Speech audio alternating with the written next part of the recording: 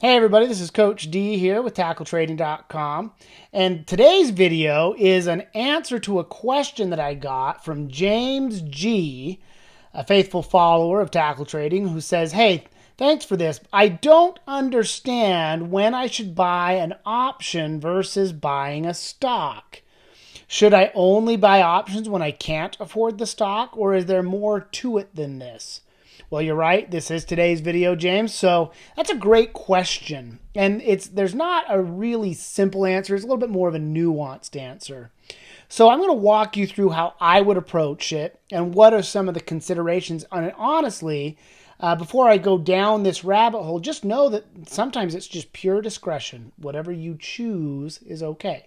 So I'm going to start you out with our weekly newsletter. And every week we put out our newsletter to help you understand what we think the market bias is, what kind of technical conditions we see, what sectors to watch out for, etc., etc. So this is this last week's newsletter.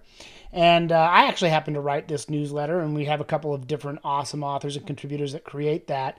And I'm going to skip past the setup where we talk about the market conditions and we talk about what our outlook is. We talk about what's on the economic calendar. I make a little video to break down the technicals for you, break down the sectors so you can understand it and see it all.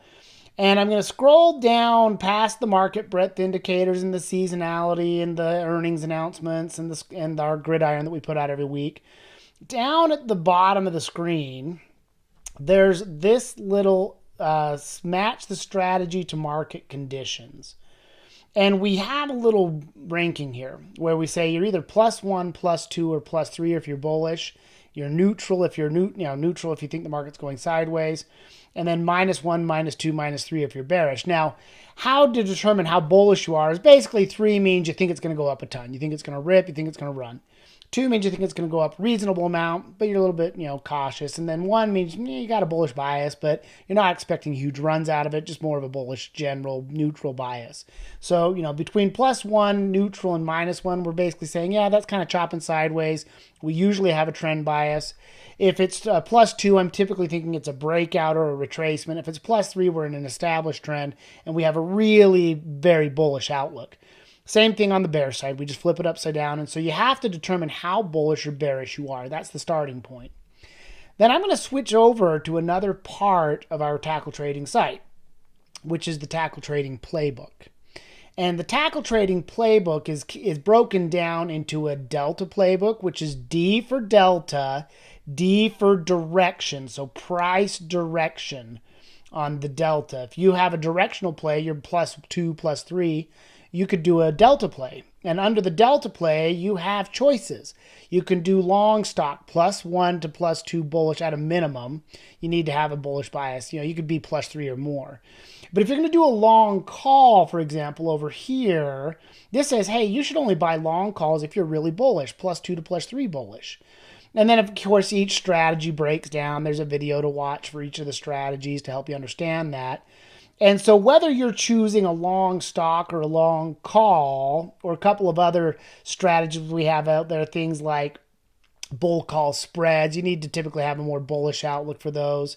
Things like a ratio back spread. I mean, you can get more and more fancy on that, but you just need to understand your bias. So the playbook helps you understand what your bias needs to be. And I really would consider buying long calls if I had a really good bullish bias, +2 to +3, which means I think it's going to run at least, a typical swing, or maybe I expect an extended run to trade with the trend. So that'd be one of those things that I look at. So then after I do that, I'd go look at our scouting reports. And I'd say, okay, well, I'm going to go do that. I'm going to go switch over here after I watch the newsletter every week. I'm going to switch over and go to our options report, for example. So I'm just going to load up our options report real quick. Click on this week's report, which was done by Tyler Craig, which is awesome, by the way. And again, you get the breakdown, you get some awesome information and a write-up, you get a video to help you understand it. And then here's some of the picks this week. And I've had my eye on a couple of these. I quite like the Peloton setup. So Peloton's got this nice little breakout. Now, Peloton's a $49 stock. So I'm going to go pop open my Thinkorswim platform. I'm just going to type in Peloton.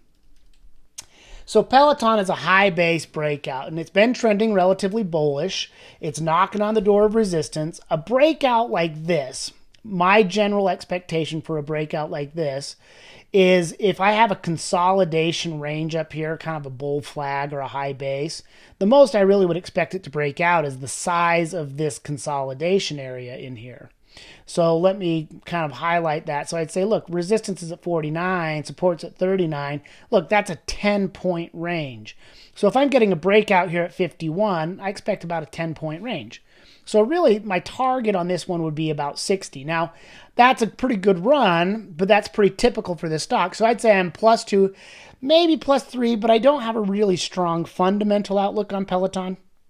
So I'm going to be cautious on this and say, look, I'm +2. I think this can break out. I can think it can run to 60, but beyond that, I don't know. So I'm going to say bullish bias +2. Now, another question I would have is, okay, I can afford to buy the stock. You know, if I were to buy 100 shares of the stock in a cash account, that would cost you $4,900. If I, call it $50 to make it easy. So, $5,000 in a cash account. In a margin account, it'd be $2,500. Well, my question would be, are the options expensive or cheap? And I would go look at the implied volatility. So I'd go look at the options and I'd say, okay, look, if I were to buy some options here, I was thinking a little bit shorter term on the trade. If I'm longer term, I'm going to go out to October. If I'm shorter term, I'll maybe go to these July weeklies that just come out. And they're pricing in, this is important. Look, they're pricing in $11. So I think it can run $10 or so, and they're pricing in plus or minus $11. So that means if I'm buying the options, they're probably going to be on the expensive side, and they've got a really high implied volatility here. So those options aren't cheap. Those options are possibly overpriced. So if I look at it, if it's at 10% of the stock price, you're paying too much for the option. Anything over 5% would be what we expect during more normal market conditions. So that would mean, call it $50 stock. That means the at-the-money call should be $5 or so. Well, look, that's 10%. It should never be past that 10% market. Really, in good market conditions, it would be 5%, and that would only cost you like $250. And that's a hasty generalization. But those options aren't expensive. They're cheap. So then I would have to say, well, do I want to buy an expensive option with the expectation that the prices are going to rise and I'm going to beat it, or would I be better off buying the stock? And when I say an expensive option, what that means is it has a lot of extrinsic value.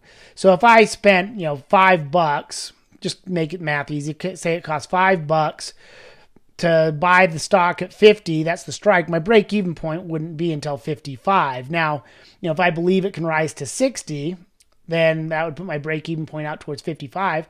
Well, then I could possibly carry that option through to expiration, make some money. Typically, I won't carry it through to expiration. I'll just try to take it and run. But that's the other determination. You'd have to understand implied volatility to make sure you understand whether the options are expensive or cheap. And then it just comes down to a matter of preference. For a stock like Peloton, I might say, oh, you know what? I'll buy the stock because I think the options are overpriced. So that's kind of my take on that, is you have to really think about three things. Here's kind of what I would say would be your three things you need to figure out. You need to say, I'll say one. Let me get a nice color here that works. I'd say one, you would say is the bias. So your bias, I would say between, +1 all the way up to +3. So if you have +1, +2, +3 bias, that would determine it. 2, I would say, is cost. Now, that could be the cost of the option. That could be the cost of the stock. That could be, are the options expensive?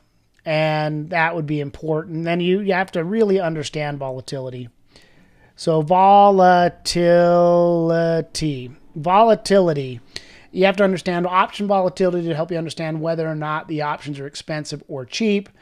And even if you have high implied volatility, there's things you can do. There's different strategies, like you might do a debit spread instead of a long call, or you might do a broken wing butterfly or something like that. And those get fancier. Now, to learn all this, come over and hang out with us at TackleTrading.com. The more time you spend with us, the easier it gets, the more intuitive it will become. And we have an awesome program called the STEP System that could really help you learn how to swing trade proficiently and help you determine better whether you should be buying the stock or the call option when you trade.